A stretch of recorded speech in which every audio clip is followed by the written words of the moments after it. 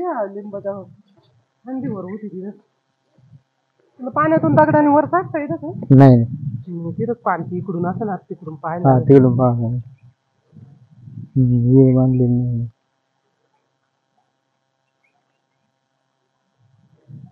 जड जात तिकडनं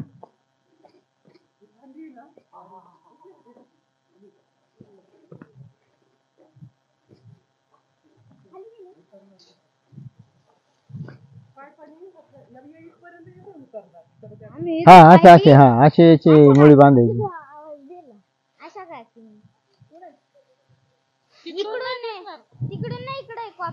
अजिबात नाही अपवादात म्हणजे काय म्हणजे आता नेमकं यांची दुश्मनी दुश्मन नाही लोकांनी दिसलं का मार नसलं का मार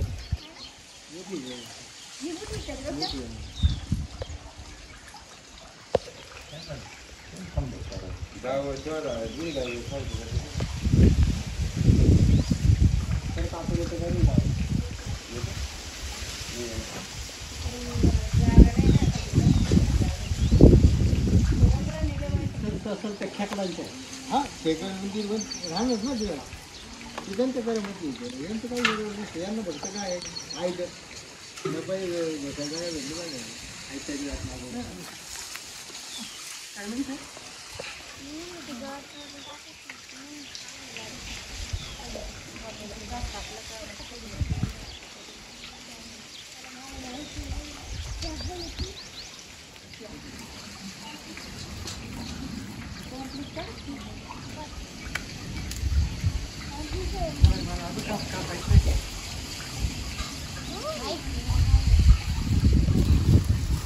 हो ते असं पण राहता फोटो कशी उभी करायचं मग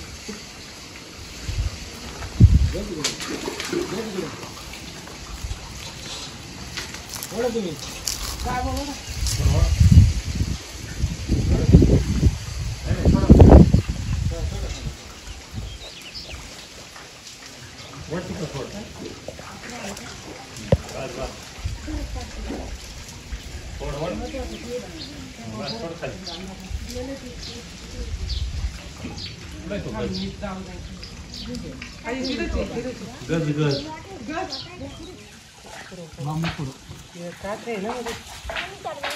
आता नको फेकून या थांब दादांका बांधू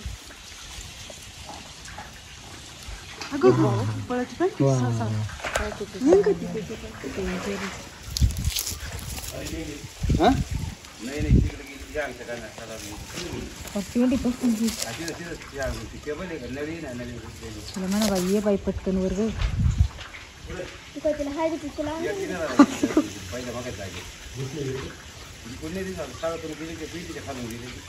तिकडून वाव लागेल पाटकन पाहायला पहिले लागेल हा घे तिकडे ते बांबून आहे का रे तिला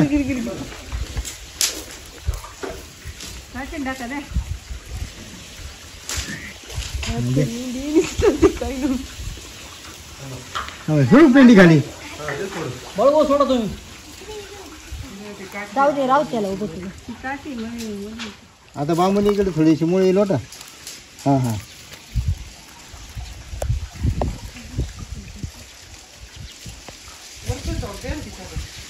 हा बस हा चला हे करा आता काय म्हणते चिंटू झाली का नाही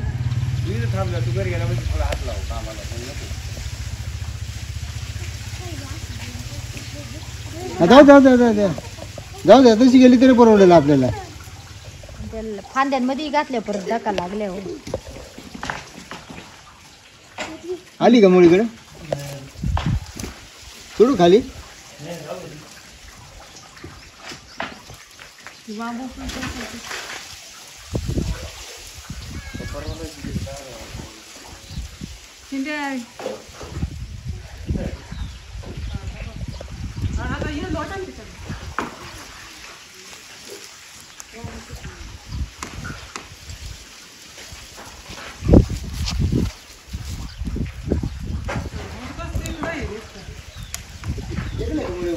नाही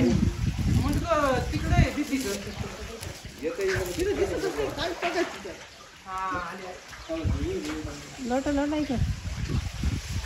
थकले काय ना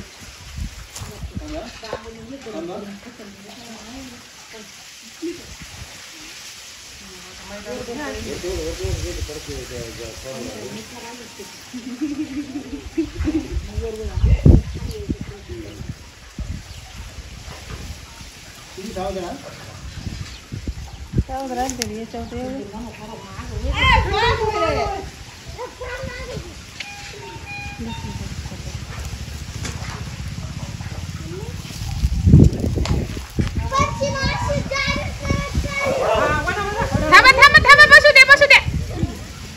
खाली लय घाई करू नका की तिला पूर्ण बसू द्याल नुसते तोंड नाही बसलं पाहिजे हा थांबा अजून दमली आता ती बरोबर हा बसती थांबा बसली बरं का सचिन थांबा अजून ग्रीप नाही घेतली तिनं थांबा जरा भाऊ तुम्ही दुरी वडा भाऊ थोडीशी वडा वाईस काय झालं सचिन तुम्ही नका तुम्ही वडा भाऊ हा घ्या सचिन वर हो घ्या वर अरे पडली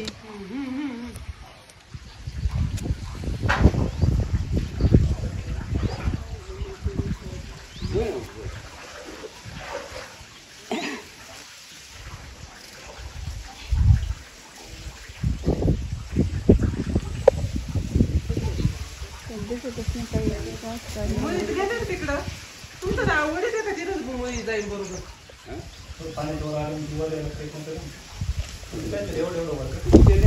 सचिन वर वडा थोडस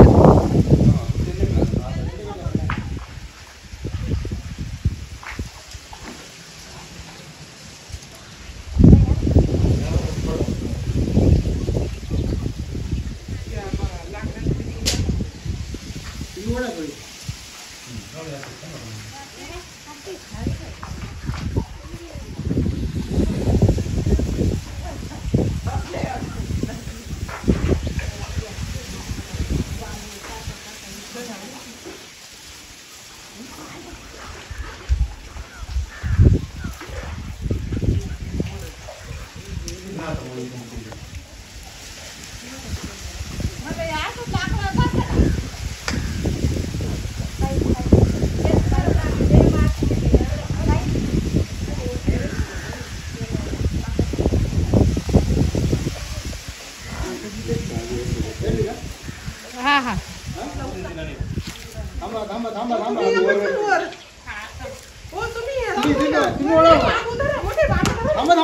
थांबा मी नाही काही करत घाई करत तुम्ही बांबू घ्या वरती तुम्ही या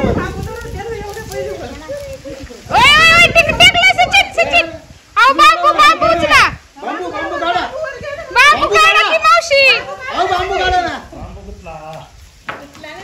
तुम्ही वडा होता आता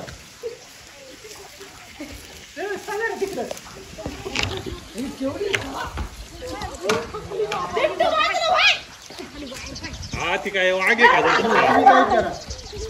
करा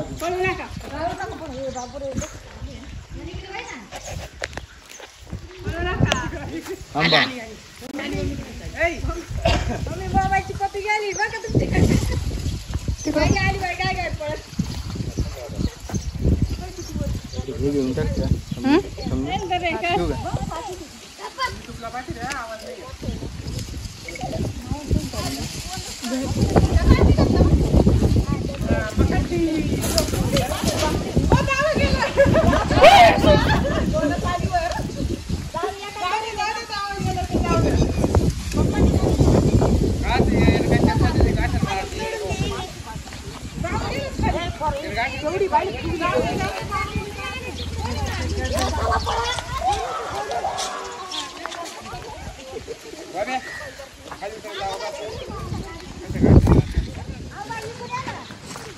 बाई इकडून या ना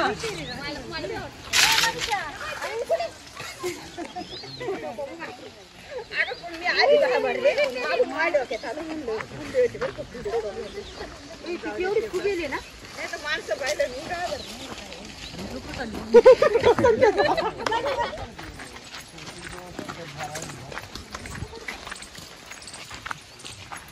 मैदानात घ्या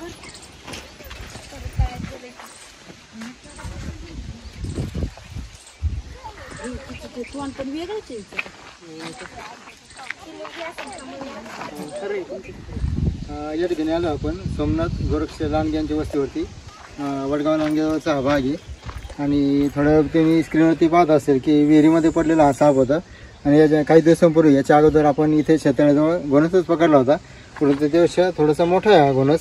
आणि विहिरीमध्ये बऱ्याच दिवसापासून तो पडलेला असणार आहे. आणि घोणस हा जो साप आहे हा पाण्यामधला साप नाही आहे, चुकून तो भक्ष्याच्या नादामध्ये पाण्यात पडला आणि बाकीचे साप तरी पाण्यातून बाहेर येतात, मात्र हा मात्र पाण्यातून बाहेर येऊ शकत नाही किंवा जास्त वेळ पाण्यामध्ये पोहू शकत नाही आणि विहिरीमध्ये पडलेला असताना त्याला अतिशय दमवलं तिने पण आम्हाला आणि अतिशय प्रयत्नपूर्वक याला आपण बाहेर घेतले आणि याला नंतर निसर्गामध्ये सोडून देऊ. पण समोर तुम्हाला दिसतंय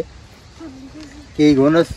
पाण्यामध्ये जर जास्त काळ राहिली तर ते लवकर दमतात आणि दमल्यानंतर मात्र ते विशेष प्रकारचं आव्हान मात्र ते काही बाहेर काढत नाहीत आणि अशा पद्धतीने जर साप वागायला लागले ते समजायचं का ते जास्त चिडलेले असतात किंवा आक्रमणाच्या पवित्र्यामध्ये असतात, म्हणून अशा शांत स्वभावाच्या सापांच्या जवळ कधी जवळ जायचा प्रयत्न करायचा नाही. त्याला आपण सुरक्षित घेतोय ताब्यात, नंतर निसर्गामध्ये सोडून देऊ. पण हा मात्र अतिविषारी वर्गामधला हा साप आहे.